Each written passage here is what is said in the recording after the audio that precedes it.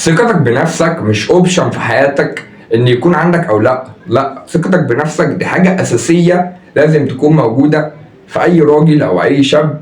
لازم تكون حاجة اساسية. ليه؟ عشان تكون صاحب شخصية قوية. ما ينفعش تبقى راجل ومش واثق من نفسك، ما ينفعش. والثقة بالنفس مش قصدي ان انا اقول لك انك تشتم الناس او يبقى اسلوبك وحش مع الناس، لا خالص. بس الثقة بالنفس دي حاجة مهمة جدا لازم تبقى في كل راجل. انا محمد سعد بقدم فيديو دلوقتي هقول لك فيه ازاي تكون شخص واثق من نفسك صح على ارض الواقع، مش كلام وخلاص. فجاهزين؟ يلا بينا نبدأ الفيديو.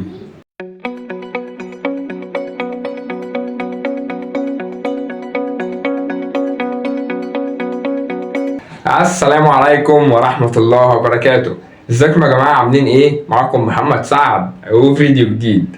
انا محمد سعد، لو انت اول مرة مشرفني في القناة هنا واول مرة تشوفني فانا احب اقول لك منور القناة جدا ومشرفني جدا.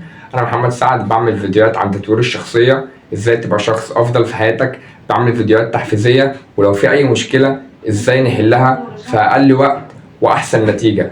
هدفي هنا في القناة إن أغير لك حياتك وحياتك ولو بنسبة 1% بس للأفضل، وإنك تكون شخص أحسن في كل جوانب حياتك. فلو المحتوى دوت عجبكم ومهتمين بيه ياريت ننزل دلوقتي نضغط لايك وسبسكرايب، ويلا بينا نبدأ الفيديو. أنت كراجل لازم تكون واثق من نفسك جدا وشخصيتك قوية، عشان أنت يعني راجل معروفة، اسمك راجل، فلازم تكون شخصيتك قوية. وزي ما قلت في أول الفيديو ده مش اوبشن، يعني مش حاجة ممكن تبقى عندك وممكن لا دي حاجة أساسية لازم تبقى عندك. طيب ازاي بقى تكون واثق من نفسك وتكون فعلا واثق من نفسك على أرض الواقع؟ أنا مش جاي أقول لك كلام اللي هو البس كويس مثلا واعمل سنانك وخلي ريحتك جميلة دي كلها حاجات حلوة وهتفيدك وممكن تخليك تحسسك بالثقة بالنفس شوية.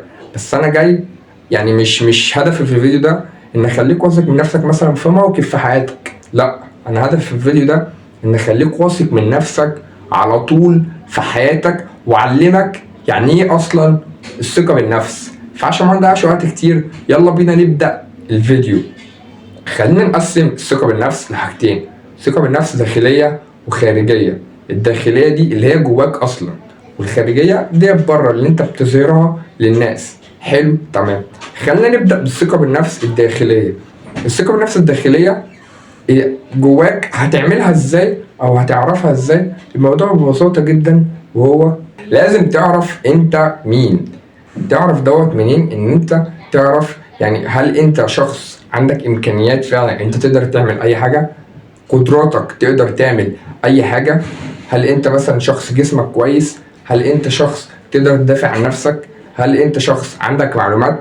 هل انت شخص تقدر تفيد نفسك بانك حتى تعرف تتكلم بصوت واضح؟ دي كلها حاجات بتدل على انك تكون واثق من نفسك داخليا. وخلينا نتكلم ان دي اهم حاجة في الثقة بالنفس، وهي من جوه. عشان زي ما قلت لك في اول الفيديو، لو انا قلت لك مثلا خليك واثق من نفسك غير لبسك والكلام ده خارجي، فانت بتظهره فممكن الناس تصدقه، بس هتبقى في موقف مش تبقى على طول. لكن لما نشتغل على الثقة بالنفس الداخلية اللي جواك فخلاص مش هتسيبك. فاهم؟ عاملة كده زي كأن جبت تاج وحطيته لك فوق دماغك وما شلتوش خالص. فاهم؟ فانت على طول حاسس ان فوق دماغك تاج، فبتتعامل بناء على الموقف ده. فاهم؟ فده اللي انا جاي اقوله لك دلوقتي.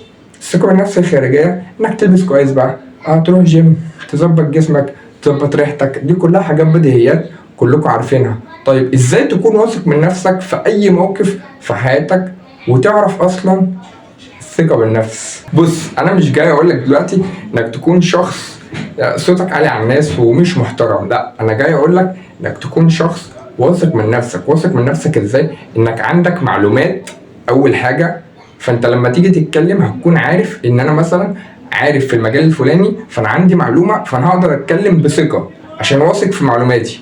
اول حاجة. تاني حاجة، تكون واثق في امكانياتك وقدراتك ان انت تقدر تعمل اي حاجة ايا كانت في الدنيا هتتحط فيها هتسد فيها. فاهم؟ دي حاجة هتحسسك مع الوقت اللي هو انت خلاص ايه اللي حصل.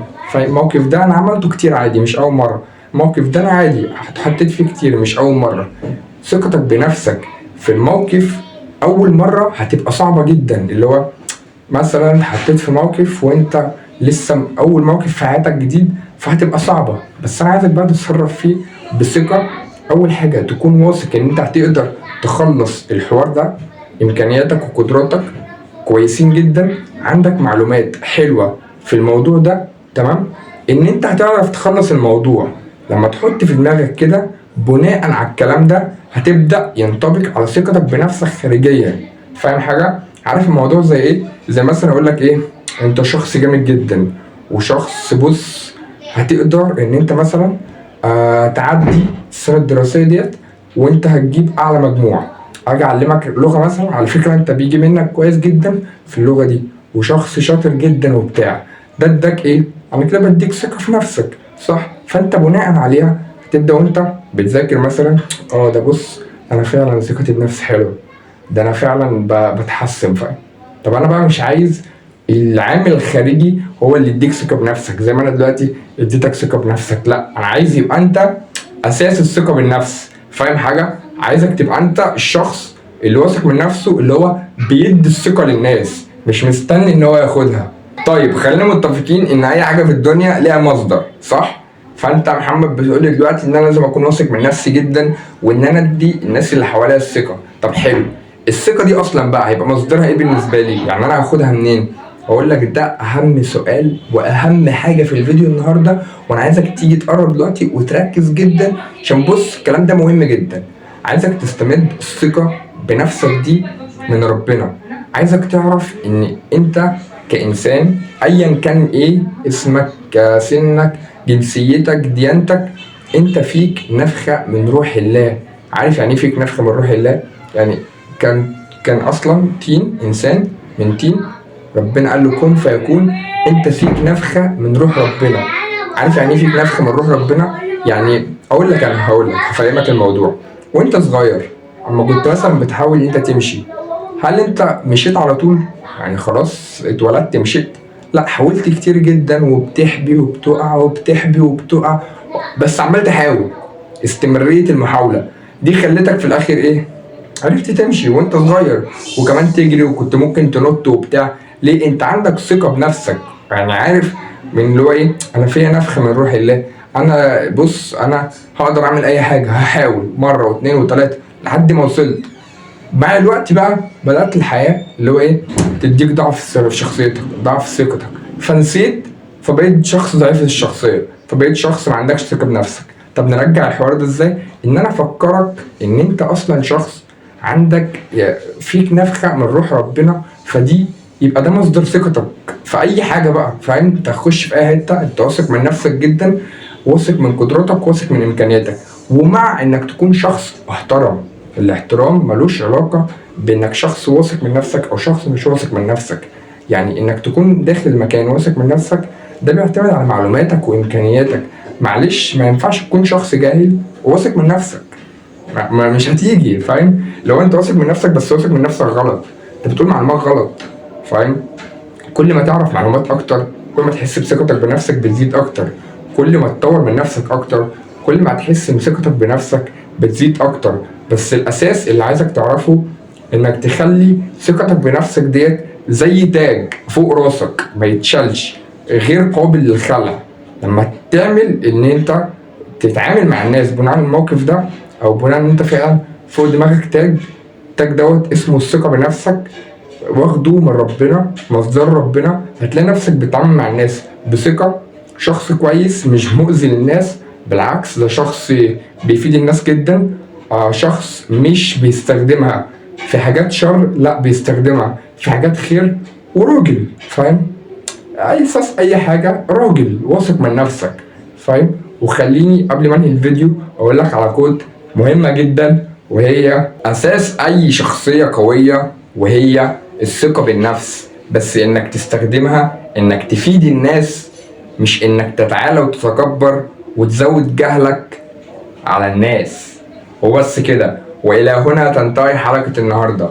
خليني اقولك ان كان هدفي من الفيديو ده ان اخليك شخص واثق من نفسك، وافكرك ان انت فيك نفخة من روح الله، انك تقدر تعمل اي حاجة ايا كانت في الدنيا دي كلها.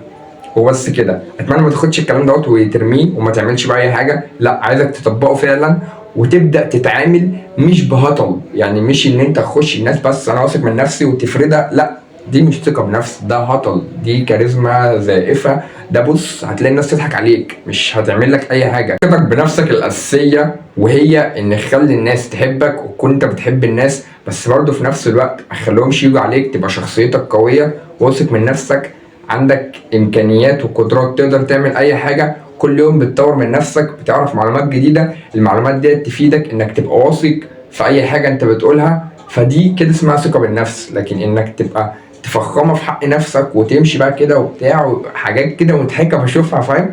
بتبقى ده هطل، فاهم؟ عشان ما اقولكش انت محمد سعد قال لك تبقى هطل، لا انا بقول لك تكون واثق من نفسك في معلوماتك في قدراتك، تبقى شخص راجل واثق من نفسك وبس كده. الى هنا تنتهي حلقه النهارده.